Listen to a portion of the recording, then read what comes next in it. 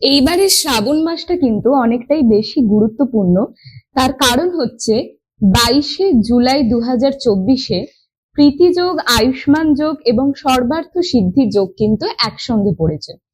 তো এই 22 তারিখ থেকে শুরু করে 19শে আগস্ট পর্যন্ত আমি আজকে তোমাদের একটা রেমেডি বলে দিচ্ছি, সেটা তারা ফলো করবে যাদের অনেক দিনের একটা উইশ অপূর্ণ রয়ে গেছে।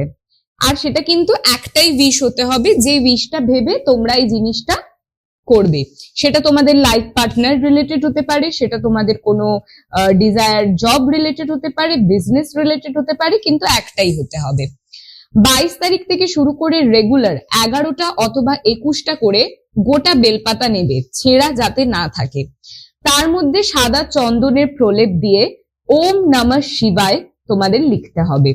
লিখে সেই বেলপাতাগুলো রেগুলার তোমাদের শিব